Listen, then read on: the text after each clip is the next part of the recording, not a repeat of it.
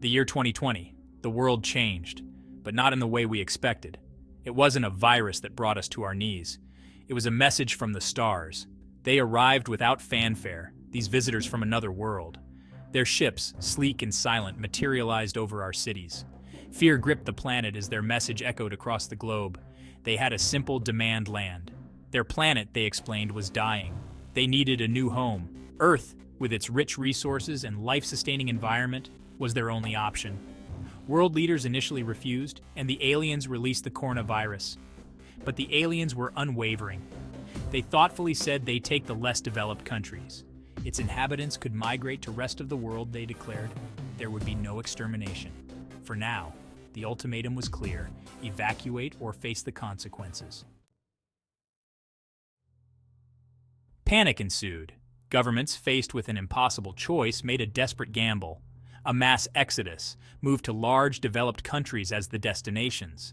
Migration would begin after the next political party change. It was a logistical nightmare. Millions upon millions of people from every corner of the globe surged towards a few countries' borders. Families were torn apart, cultures clashed, chaos reigned. But amidst the turmoil, a strange order emerged. Governments, working together with unprecedented cooperation, orchestrated the impossible. Temporary housing, food supplies, and medical aid were miraculously coordinated. The world watched in disbelief as the greatest migration in human history unfolded. The aliens had set a deadline, and the world raced against time to meet it. The official narrative focused on a global pandemic, a novel virus, they called it, COVID-19. Lockdowns were enforced, travel restrictions implemented, masks became mandatory. It was all a clever facade, a way to control the panic while the truth remained hidden. Worried about backlash from public when they found out about the deal. The Pentagon declassified and released previously top-secret videos. UFO sightings, captured by military pilots, confirmed what many had suspected. We were not alone. The truth, once dismissed as science fiction, became impossible to ignore. With so much attention on the virus and world being shut down, it sailed by almost unnoticed by most.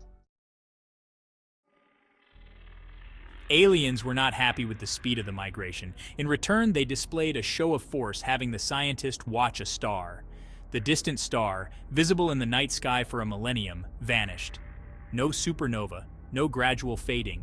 It simply ceased to exist. Astronomers were baffled. Then the message arrived, a chilling reminder of the stakes. The aliens had demonstrated their power, their ability to extinguish a star with unimaginable ease. Fear turned to dread. The world leaders understood. Disobedience was not an option. The aliens had drawn a line in the cosmos, a line that no nation dared to cross. The message was clear: comply or face annihilation. A mail fumble with the world's biodiversity project MISS managed mailing the seed samples from 5,000 species from 44 different countries. Unsolicited packages began arriving on doorsteps across the USA. Inside, strange seeds. No one knew where they came from or why they had been sent. Scientists at FDA had an official news release saying it was a phishing scam.